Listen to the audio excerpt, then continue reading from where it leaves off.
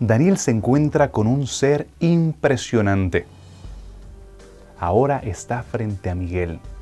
Algunos de los capítulos más complicados de Daniel se encuentran al final. ¿Quieres escuchar acerca de el fin del tiempo? Si quieres poder profundizar en estos enigmáticos capítulos al final del libro de Daniel, no te puedes perder este programa de Evidencias.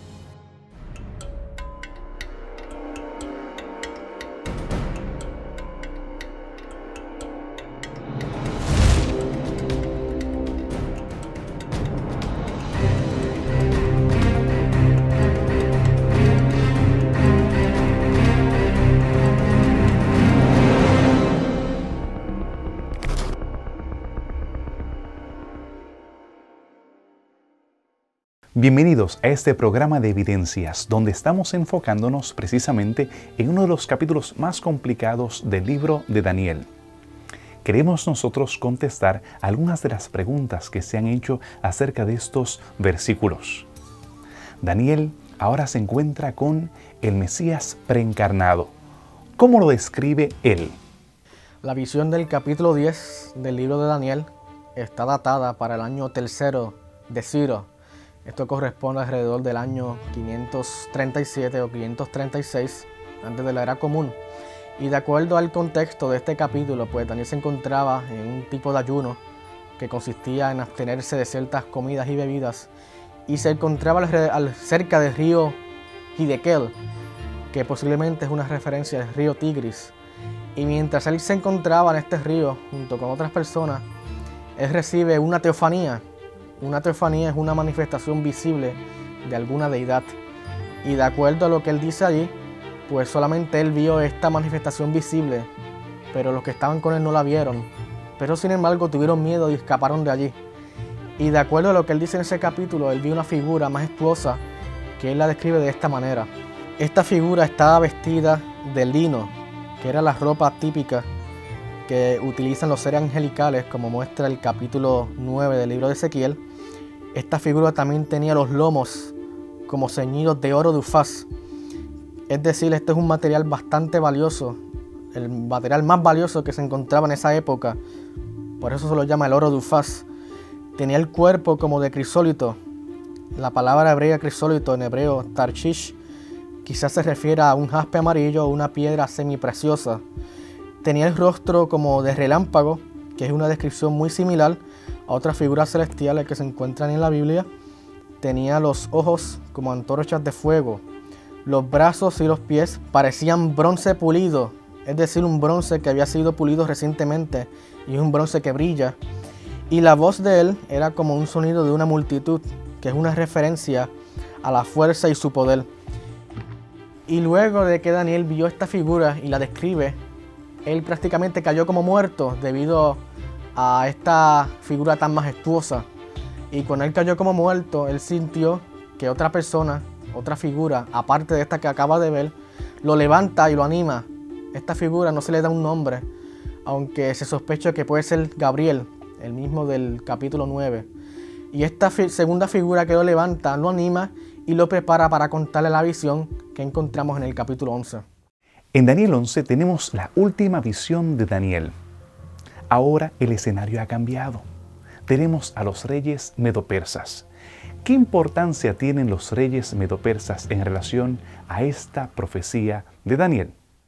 Cuando llegamos a Daniel capítulo 11, versículo 2, el ángel intérprete le dice a Daniel: Daniel, quedan todavía 3 reyes más en Persia y vendrá un cuarto que le hará guerra al imperio de Grecia.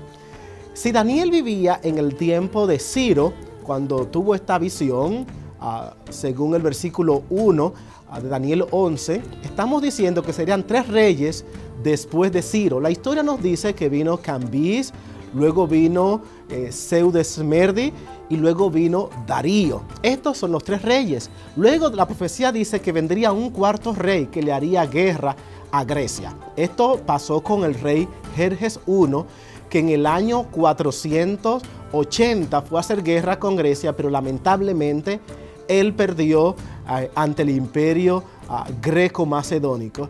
Y allí la profecía entonces termina en cuanto a la relación de los imperios que iban a quedar en Grecia. De una vez la profecía retoma a estos reyes de Grecia y comienza ahora a hablar de cómo Grecia le ganó y sustituyó al imperio Medo-Persia, que ya hemos analizado en profecías anteriores. Así que tenemos Daniel 11, vuelve a confirmar los eventos proféticos que ya hemos visto en Daniel 7, 8, de que el primer imperio, aquí va a venir, los imperios va a ser, número 1, Babilonia, luego Medo-Persia, y ahora Daniel 11 vuelve a confirmar que después de Medo-Persia, el imperio que iba a venir era el imperio greco-macedónico.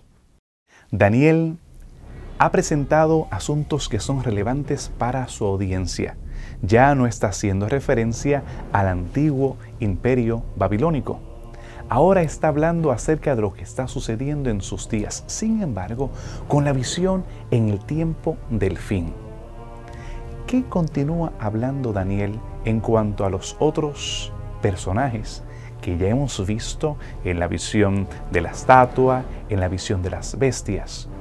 ¿Qué más podemos aprender acerca de estos últimos protagonistas? Quédate con nosotros después de esta pausa aquí en Evidencias.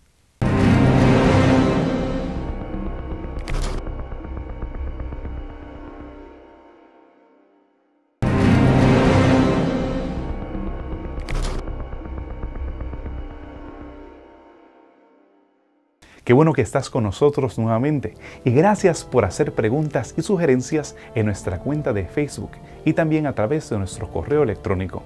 Te invitamos a que puedas participar de las series de estudios bíblicos que estamos ofreciendo aquí en Evidencias.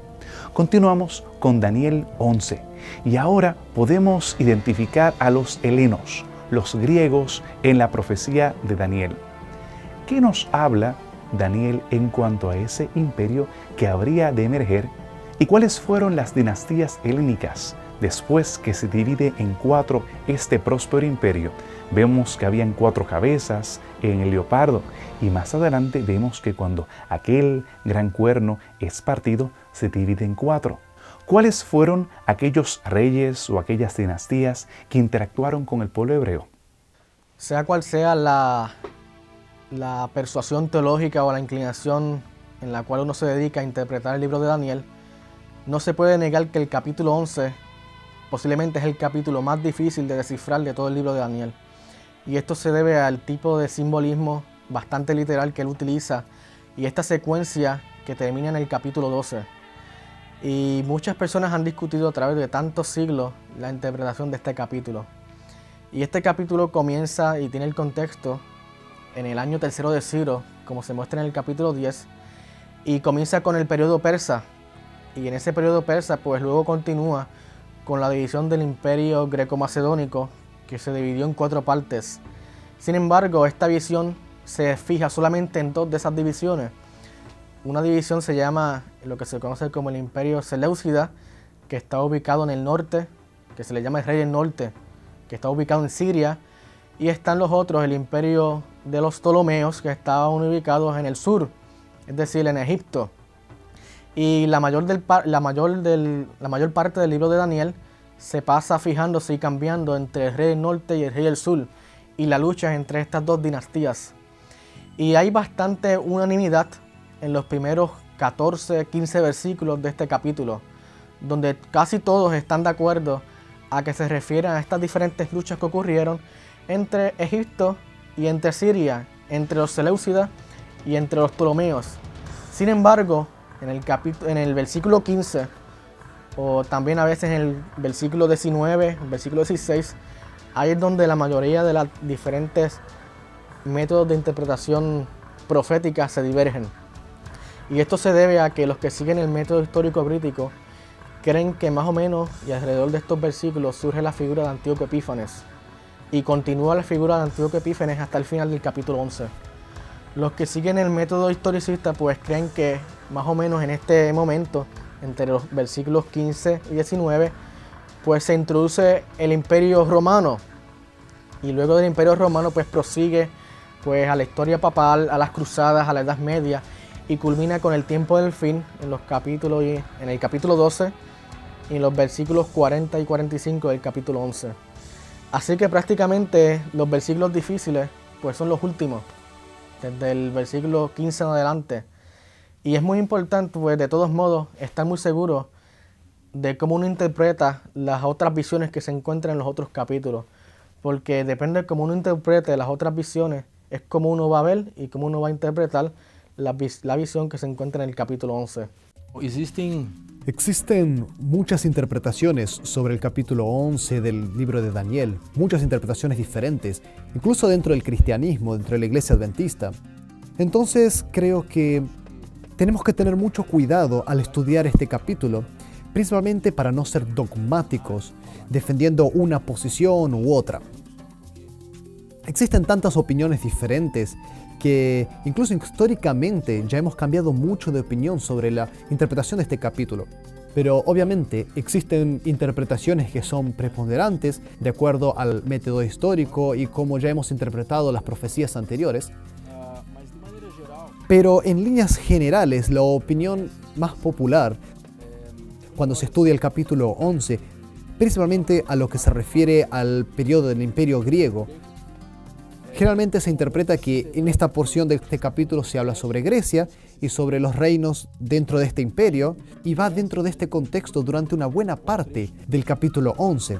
Incluso muchos interpretan que el reino del norte y el reino del sur como partes de Grecia, los 4 generales en los cuales se dividió este imperio después de Alejandro, determinando los Seleucidas como el reino del norte y los Ptolomeos como el reino del sur. Pero más adelante, en el capítulo 11, se hace un salto para el contexto del Imperio Romano, y entonces se interpreta el resto del capítulo dentro de este imperio. Esta es la forma más popular en la cual se interpreta este capítulo dentro del cristianismo. Sería interesante también considerar una segunda opinión dentro de los medios cristianos. Va una línea muy semejante, pero evita ese salto histórico en el medio del capítulo, ya que el capítulo 11 en su mayoría habla sobre los embates entre el reino del norte y el reino del sur, lo que se hace difícil que en una parte se interprete como Grecia y en otra parte se interprete como Roma, siendo que la Biblia sigue una sola línea. Por eso creo que ese salto puede ser un poco problemático en el medio del capítulo. Existe una otra posibilidad de hacer este salto histórico respetando más el contenido del texto. En Daniel 11, versículo 4, comienza en el versículo 3 en realidad, donde presenta un rey valiente, el cual dominará con gran poder y hará su voluntad, que representa a Alejandro Magno, pero que cuando se haya levantado, su reino será quebrantado y repartido hacia los 4 vientos del cielo. Generalmente esto se interpreta como las 4 divisiones que surgieron después de su imperio. Pero lo interesante viene justo en la secuencia, porque su reino no será dado a sus descendientes, ni según el dominio con el que él dominó, porque su reino será arrancado y será dado a otros. Generalmente se interpreta que estos otros fueron los generales de él. Ahora, si analizamos el texto original en hebreo, notaremos que el texto dice que el poder pasará a otros aparte de estos. O sea, no estos, otros. Es interesante que las versiones en español, por lo menos la versión de Reina Valera, preservan esta interpretación del texto hebreo. Entonces, por ejemplo, en español dice, y será para otros fuera de ellos, o en otras versiones dice, aparte de ellos. Entonces, nos da a entender de que no se refiere a los griegos. Aquí presenta una transición para un siguiente poder. Entonces, personalmente, creo que del versículo 4 en adelante, ya estamos hablando de Roma. Entonces, cuando la Biblia presenta el reino del norte y el reino del sur, ya estamos dentro del contexto del Imperio Romano. De esa forma, no hace falta en el medio del capítulo hacer un salto histórico para entrar en el contexto romano porque ya estamos dentro del mismo. Algo interesante de este punto de vista es que los críticos que no creen en la Biblia, ellos no creen en lo que el mensaje profético de Daniel y ni tampoco que el libro fue escrito en el siglo VI. y por eso tratan de atacar el libro de Daniel de varias formas. Una de las maneras con que ellos atacan este texto es alegando de que el libro de Daniel fue escrito en el siglo II, lo que ya es un tiempo posterior al tiempo en que Daniel vivió. Y la forma con que ellos hacen este ataque es justamente alegando de que este capítulo se trata del contexto del imperio griego. Entonces, en un determinado momento, interpretan que uno de los reyes griegos es Antíoco Epífanes. Ahora, ¿cuál es el problema de poner a Antíoco Epífanes en este texto? El problema es que el capítulo 11 de Daniel es estructuralmente paralelo al capítulo 8 de Daniel. Incluso textualmente existen frases que son iguales, describiendo actividades en el capítulo 11 que ya se describieron en el capítulo 8. Luego, como los críticos interpretan que Antíoco Epífanes, que vivió en el siglo II, está presente en el capítulo 11, entonces dicen, si Antíoco Epífanes está aquí, también está en el capítulo 8 porque son iguales. Ellos importan a Antíoco Epífanes hacia el capítulo 8, lo que no lo conseguirían hacer de otra forma, pero con la conexión con el capítulo 11, ellos sí consiguen hacerlo. Entonces, si está en el 11, está en el 8. Si está en el 8, también está en otras partes de la profecía. Entonces, ellos aseguran que el libro de Daniel, como todas las otras profecías de la Biblia, no son profecías. Fueron escritos en el siglo II por una persona que vio lo que sucedió en la historia y empezó a narrar lo que había sucedido. Ya por otro lado, esta segunda postura, en la cual interpretamos casi todo el capítulo 11 dentro del contexto del Imperio Romano, resguarda a la Biblia de esta interpretación que los críticos usan para atacarla. Estudiamos el capítulo 11 del versículo 4 en adelante dentro del contexto romano. No tenemos Antíoco Epífanes, así como tampoco no lo tenemos en el capítulo 8, ya que estamos hablando del contexto del Imperio Romano. Personalmente creo que es una interpretación muy sólida en términos bíblicos y que resguarda a la Biblia de este ataque de los críticos. El impresionante imperio creado por Alejandro Magno aparece también en el libro de Daniel. Los detalles son muy precisos y nosotros podemos ver cómo ese imperio occidental, por primera vez es desde Occidente que vemos esta interacción con Oriente, afectó al pueblo de Dios.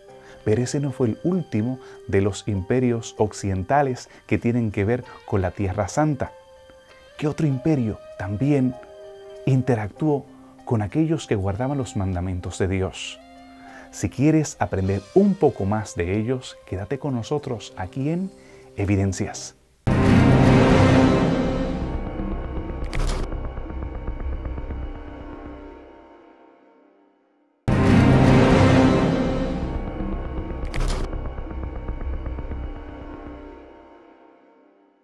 Estamos a mitad de nuestro programa. Y este programa es interesantísimo, porque ahora no solamente estamos hablando acerca de imperios orientales que interactuaron con los hebreos. Ahora hemos visto cómo Daniel está haciendo alusión a imperios occidentales. ¿Qué podemos aprender acerca de los romanos? ¿Cómo es que ellos entran en el escenario? ¿Y cómo son descritos por Daniel en la historia? En Daniel capítulo 11, los romanos son descritos como una ciudad marítima, como un poder que en el versículo 22 hacen guerra contra el príncipe del pacto y lo matan.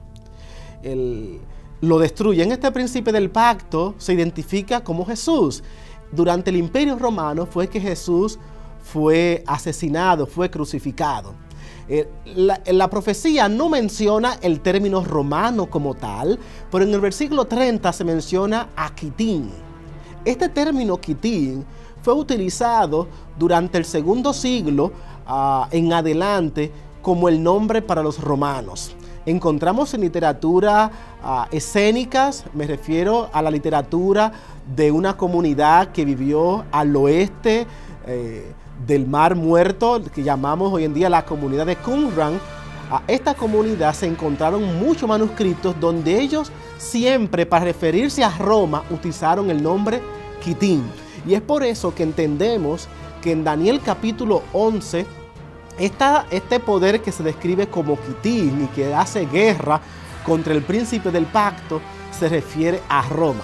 Y esto nos daría entonces una cuarta secuencia en las profecías de Daniel de ver que después del imperio greco-macedónico, el imperio que sigue es el imperio romano, que ataca primeramente a Jesús y luego continúa atacando a los seguidores de Jesús.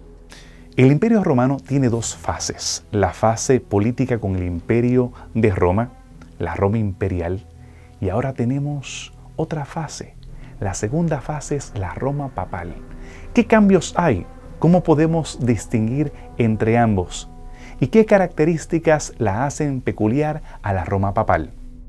Los cambios de la Roma pagana a la Roma papal son descritos en el libro de Daniel de la misma forma en que fueron presentados en los capítulos anteriores. Por ejemplo, cuando nosotros miramos Daniel capítulo 7, hay un cambio de un poder político a un poder religioso. Sigue siendo un poder político religioso. Daniel capítulo 8 se centra más en el aspecto religioso o espiritual de este poder. Y ahora en Daniel capítulo 11 encontramos el mismo cambio, de un poder político a un poder religioso. Ahora bien, en Daniel capítulo 11, versículo 20, comienza, el versículo 20 y el 21 comienzan en la misma forma la narrativa: se levantará. El versículo 20 y el 21, idénticos. Ahora, en el versículo 21, los estudiosos del libro de Daniel han encontrado que el versículo 21 hace un giro en la narración de la profecía, porque se encuentra una palabra en hebreo y es la palabra nisbe, o más bien nipse.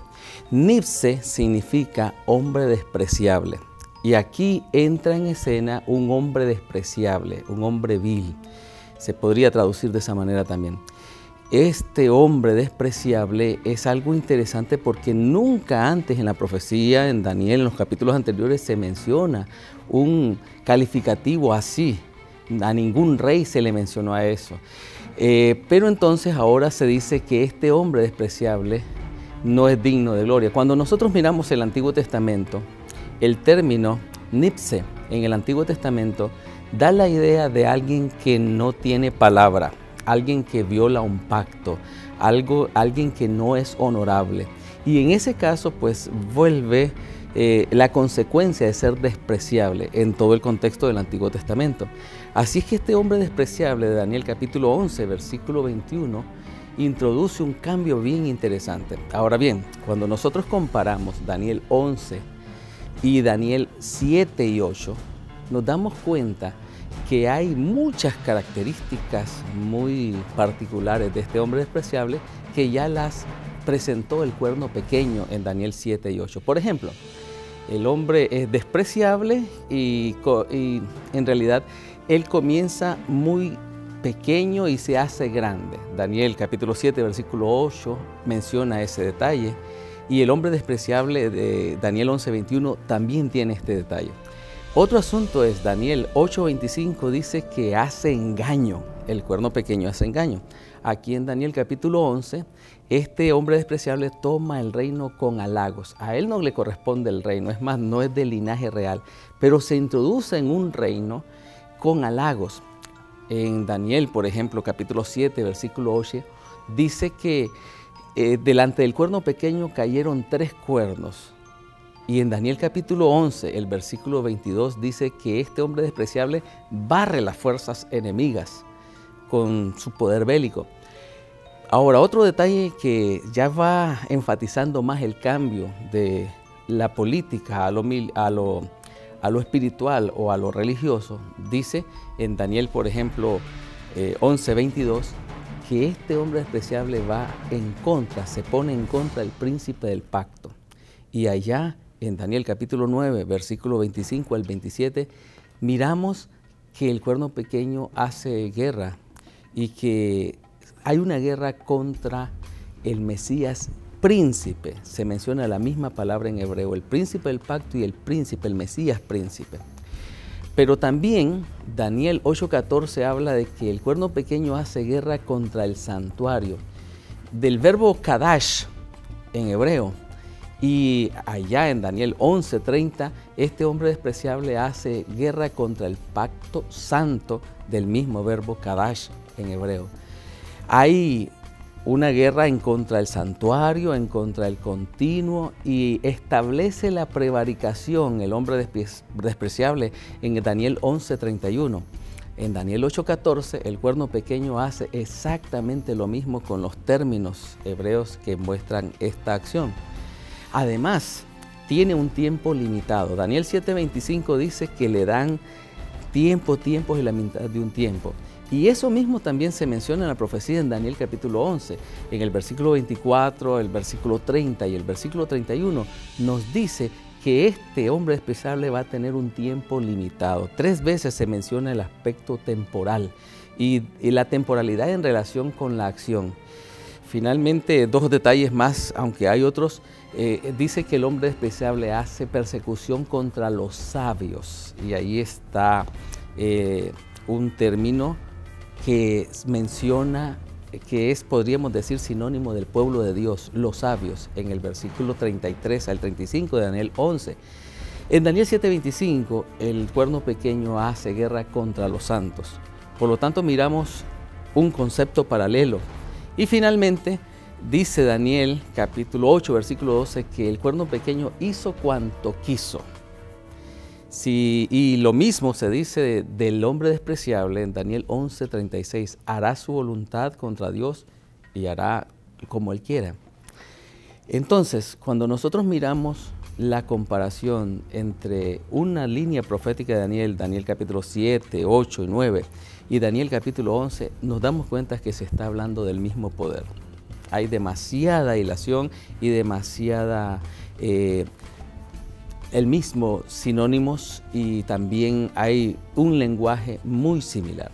Ahora, el cambio, bueno, ya este no es un poder político como los otros poderes que se fueron describiendo en los primeros versículos del Daniel capítulo 11. Ahora este poder se vuelve religioso contra Dios, y entonces encontramos de político a espiritual. Guerra bélica política por un reino temporal, y ahora el cuerno pequeño o el hombre despreciable en Daniel capítulo 11 es un poder espiritual, religioso, que está contra Dios y contra su pueblo. Es evidente que Roma es un imperio de hierro. Es una bestia indescriptible, como la podemos ver en aquella visión que tuvo Daniel de las bestias que emergían del mar. Pero al nosotros aprender acerca de Roma, vemos más allá de aquellas legiones que conquistaron y llamaron al Mare Nostrum, al mar Mediterráneo. Vemos más allá que aquellas legiones que llevaron la cultura y la justicia romana hasta los confines de la tierra. Ahora vemos a un imperio religioso que tenía las metas similares, pero de una manera siniestra, enfrentándose al Dios Altísimo. ¿Qué más podemos aprender acerca del mismo en el libro de Daniel? Quédate con nosotros después de esta pausa para aprender más acerca de Daniel aquí en Evidencias.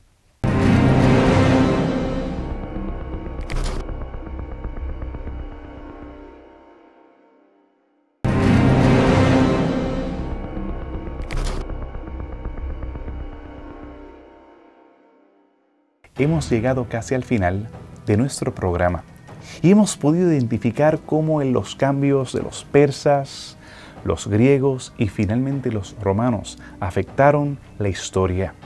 Ahora hemos visto cómo Roma papal también es identificable en la historia. ¿Qué acerca del cumplimiento de la misma en relación al tiempo del fin? ¿Cómo lo podemos ver ahí en el capítulo 11 del libro de Daniel? La palabra, o más bien la expresión tiempo del fin, es una expresión única del libro de Daniel. No se encuentra en ningún otro lado de la profecía, ni en ningún otro lado de la Biblia. Sí está fin y está tiempo, pero la terminología específica, tiempo del fin, solamente se encuentra en Daniel.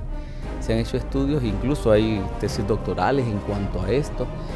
Se encuentra 5 veces en la profecía, en Daniel 8:17, en Daniel 11:35, en Daniel 11:40 y en Daniel 12, 4 y 9. 5 veces.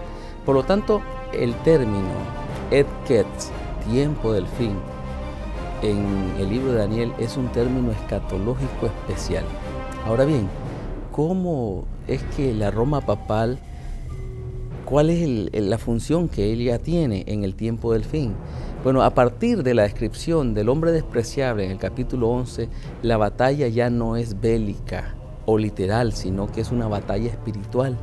Entonces, ya la terminología, aunque se está apuntando a un personaje en sí o a una institución en sí, los símbolos se vuelven un poco más generales, podríamos decir. El hombre despreciable se llega a convertir en el rey del norte. En el libro de Daniel, en el capítulo 11, se ha mencionado al rey del norte, pero aquí se menciona una forma más específica, los últimos detalles del rey del norte en el tiempo del fin. Y también hay un rey del sur, como también había en Daniel capítulo 11 en los pasajes o en los versículos anteriores. Pero ahora el rey del sur no es un poder bélico, literal, sino también espiritual. Entonces se menciona al rey del norte contra Egipto. Al analizar el cuadro general del capítulo 11 de Daniel, podemos ver una secuencia de 6 movimientos. El norte ataca al sur ataca al norte. El norte ataca al sur ataca al norte. Entonces tenemos estos movimientos en el capítulo 11 antes de llegar al tiempo del fin.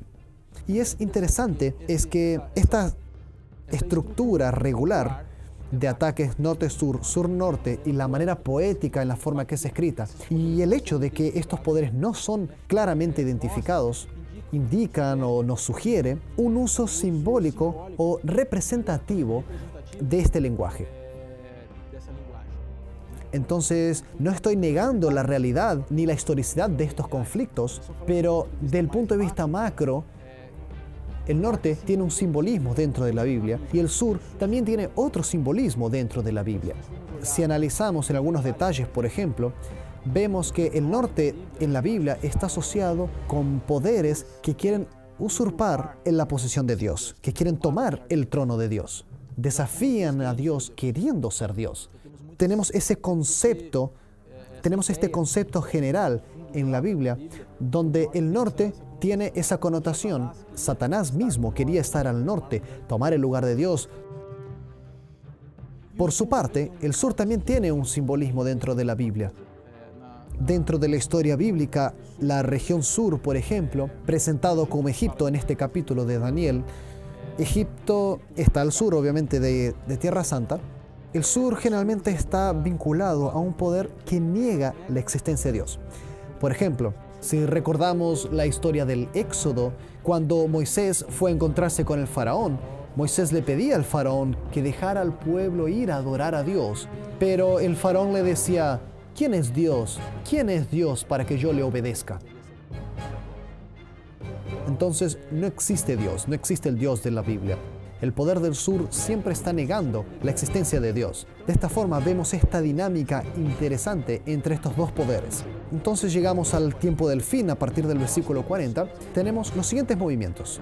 El norte y el sur siguen peleando, pero el norte prevalece. El poder religioso, el poder que quiere usurpar el trono de Dios, prevalece sobre el sur. El sur entonces se junta con el norte. Este movimiento ateísta se alía al poder religioso y ahora juntos van a guerrear contra el Monte Santo de Dios. Tanto un poder como el otro atacan al Monte Santo de Dios. Daniel capítulo 11 presenta al cuerno pequeño o presenta esta fase de la Roma papal en el tiempo del fin como siendo un poder que tiene una influencia general en el mundo. Es un poder que se vuelve muy poderoso hasta el tiempo del fin. Es un poder que no solamente ataca los asuntos seculares que están representados por Egipto, sino también que ataca la tierra gloriosa, menciona Daniel capítulo 11. Y cuando nosotros miramos ese término, tierra gloriosa, monte glorioso también, que está en el versículo 35, y miramos otras partes de las Escrituras, este es un vocablo especial que se menciona Por ejemplo, en Ezequiel capítulo 20, versículo 6, se habla del Sebí, la tierra gloriosa, refiriéndose a Israel. Entonces ahora miramos al rey del norte, a la Roma papal, como un poder muy hegemónico que ataca en forma global, pero que al final del tiempo él se va a ir en contra del pueblo de Dios nuevamente. La Biblia ahí dice, Daniel capítulo 11, que saldrá a matar y habrá una persecución futura. O sea, no solamente la persecución que ya hubo en Daniel, que prefigura Daniel 7:25, Daniel 8 y también Daniel 11 en las primeras partes, pero aquí hay una persecución futura. Pero también dice la profecía que este poder tendrá un fin y no habrá quien le ayude. Ahora, cuando nosotros miramos en nuestro alrededor y miramos una Roma que primero era pagana y después se volvió en Roma espiritual o Roma religiosa o Roma papal, nosotros podemos pensar, bueno, sí es cierto, en la historia hemos visto que la Roma papal fue un poder perseguidor del pueblo de Dios y está evidenciado en la historia que se persiguió. Pero ¿cómo es que este poder podría llegar a ser en un futuro también un poder perseguidor en contra del pueblo de Dios? Pero cuando también miramos todo lo que pasa en el mundo y las influencias religiosas y políticas y miramos cómo los líderes de las naciones van y consultan y tienen en gran estima la Roma papal, podemos ver que sí, realmente las condiciones se van a poner y se están poniendo en este momento, las condiciones de todo el marco histórico y de todo el marco social, religioso de este mundo, de tal manera que la profecía se pueda cumplir. Entonces sí miramos una fuerza espiritual, religiosa en la Roma papal, descrita en Daniel capítulo 11, versículos 40 en adelante. Y esta fuerza religiosa, la profecía dice que en algún momento va a ser completa en todo el globo y que arrasará a cualquier otro elemento u otra fuerza. Por lo tanto, el hecho de que Daniel describa esto, y más que todo, el hecho que en el pasado, la profecía se ha cumplido tan exactamente. Cuando nosotros miramos lo que pasó y cómo se fue cumpliendo exactamente las cosas en Daniel, esto nos llena de reflexión y de un sentido de solemnidad al pensar que las cosas que tenemos para el futuro son cosas inminentes y son cosas importantes y debemos prepararnos. Entonces, el tiempo del fin nos trae en la profecía de Daniel capítulo 11, 40 en adelante, una Roma papal que va a estar en contra del pueblo de Dios, pero finalmente termina todo. Y Daniel capítulo 12, versículo 1 dice que se levanta Miguel y aunque hay un tiempo de angustia, el pueblo de Dios es liberado de ese pueblo de angustia. En el libro de Juan, capítulo 14, versículo 29, Jesús dice, y ahora os lo he dicho antes que suceda, para que cuando suceda, creáis. Dios nos da la profecía para fortalecer nuestra fe. Tenemos que aguardar el cumplimiento de la profecía. Cuando ella se cumple, entonces eso fortalece nuestra fe. Realmente Dios, aunque el mundo esté un caos, Dios está al control de la historia y está conduciendo a su pueblo. Él dijo que va a establecer su reino, entonces realmente Él lo establecerá. Dios nos prometió que nos va a dar la vida eterna, Él nos dará la vida eterna. Entonces la profecía es para fortalecer nuestra fe y no para que podamos predecir el futuro o discriminar en detalles lo que está por suceder. Yo creo que este es un cuidado importante que tenemos que tener. Por otro lado, si Dios nos dio la profecía, es porque quiere que nosotros la conozcamos y la estudiemos y que podamos identificar el cumplimiento de estas profecías en nuestra realidad, en los días de hoy. Nosotros solo podemos identificar el cumplimiento de la profecía de acuerdo a los hechos que están sucediendo si nosotros conocemos la profecía. Entonces necesitamos estudiar la profecía para poder notar su cumplimiento. Entonces creo que este es un principio general importantísimo. Ahora, un otro cuidado más específico es que a lo largo de la historia muchas interpretaciones se han dado, principalmente para este capítulo. Cuando alguien presenta una previsión de lo que va a suceder y después pasa un tiempo y las personas notan que esa interpretación no es la correcta, eso le quita un valor a la profecía, al pueblo de Dios y a Dios mismo. Entonces, nosotros tenemos que evitar especulaciones infundadas sobre este asunto. Tenemos que ser muy cuidadosos al emitir opiniones sobre este capítulo de Daniel.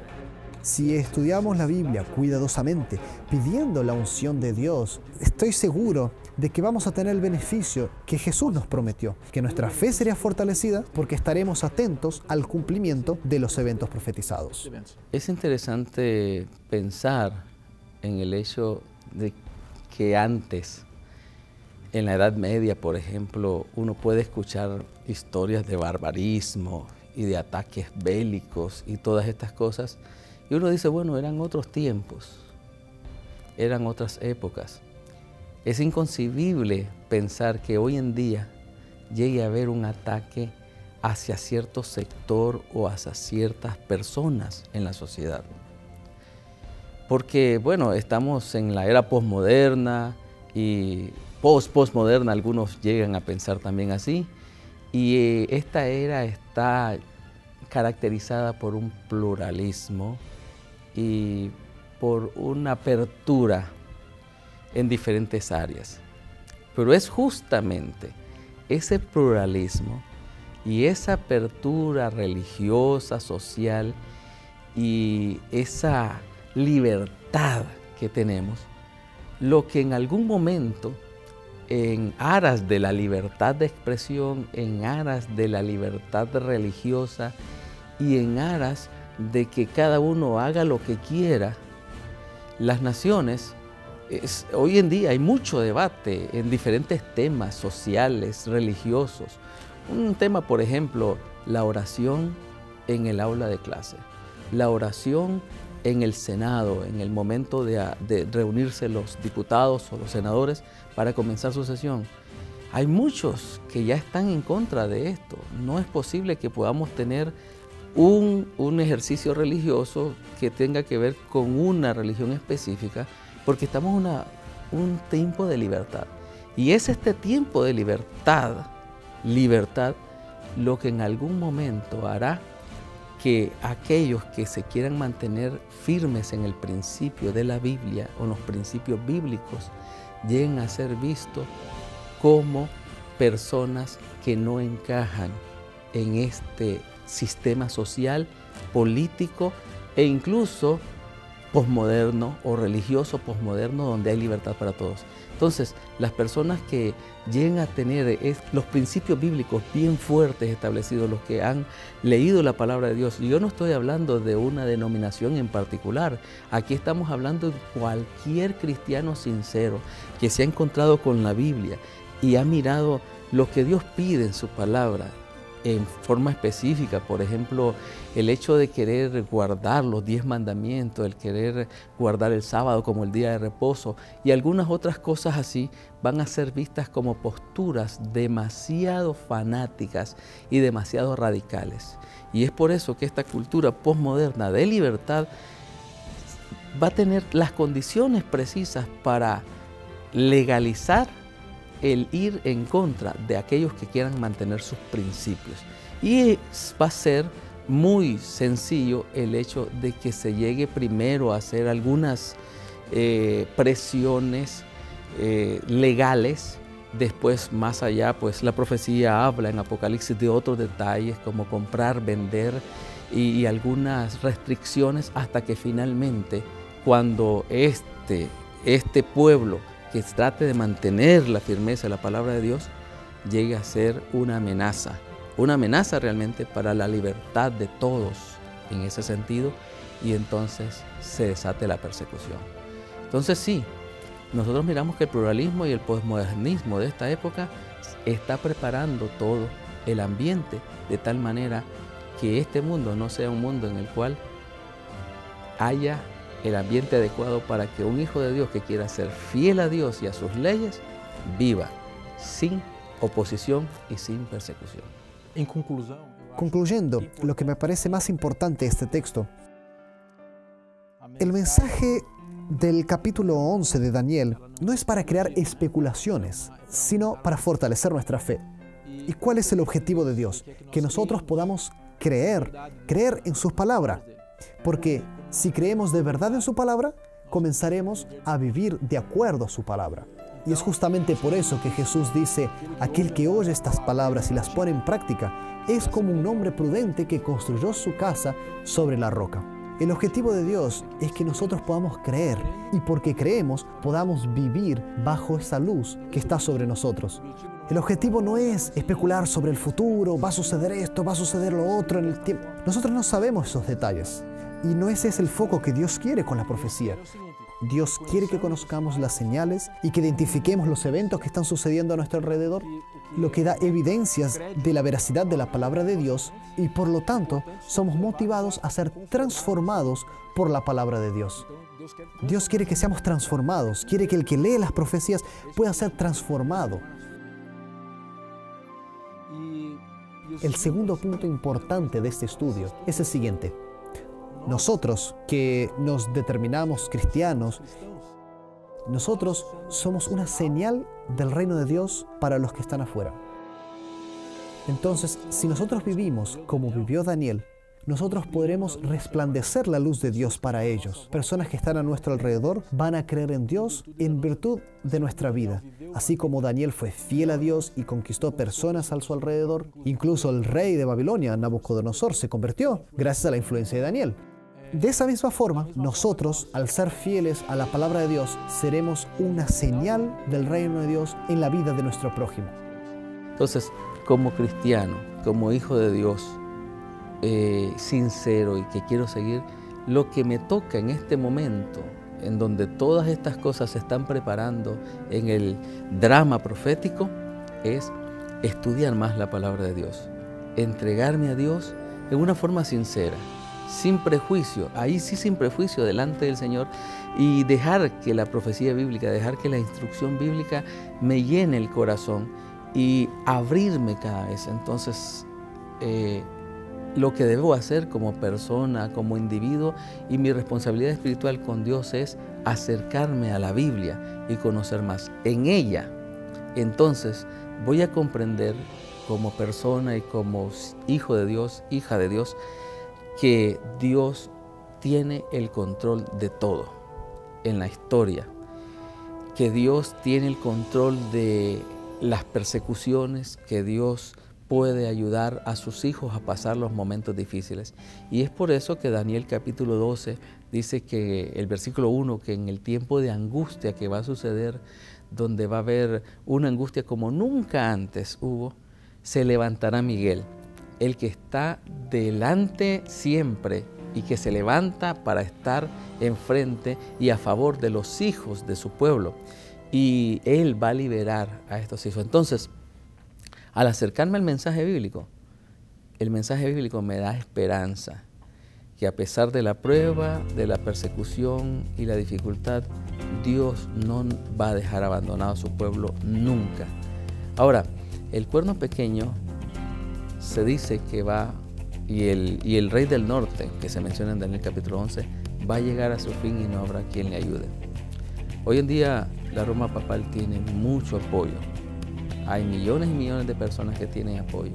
En Apocalipsis se mencionan este apoyo y se menciona en forma de aguas.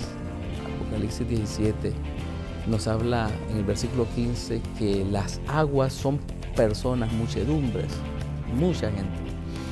Pero también dice Apocalipsis 18, mirando este poder que va a caer, Babilonia va a caer.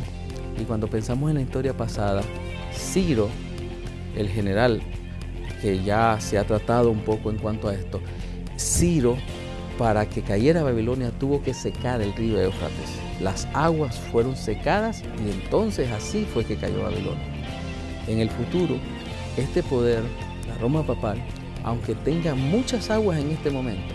Apocalipsis 16 nos habla que el río Éufrates se va a secar, claro, en una forma simbólica. O sea, en algún momento perderá esa hegemonía y perderá ese apoyo de masas. Y entonces se cumplirá lo que dice Daniel 11:45, llegará a su fin y no tendrá quien le ayude. Hay esperanza. Miguel se levantará por los hijos de su pueblo. Esto no será para siempre. Y como hijos de Dios, si estamos firmes en la profecía y firmes en el mensaje bíblico, seremos liberados. Daniel presenta a Miguel, al Mesías, como aquel que es el soberano de los reyes. Él presenta a Dios en control de las naciones. No importan los eventos que traten de usurpar el lugar de Dios. No importa cuánto los reyes de la tierra traten de ponerse a ellos como el centro del universo, pretendiendo que los otros reinos graviten en derredor de ellos, tratando de atacar directamente a Dios, tanto con su pueblo aquí en la tierra, como con lo que está sucediendo en el santuario celestial. Aún así, Miguel emerge como el soberano, como aquel que tiene el control. Dios, a pesar de las dificultades que tú puedas estar experimentando, te garantiza que en el tiempo del fin, en este tiempo cuando tantas personas sugieren tantas conspiraciones y escenarios, donde hay tanta confusión, Él te ofrece seguridad. Hay algunos de estos pasajes que son difíciles de comprender.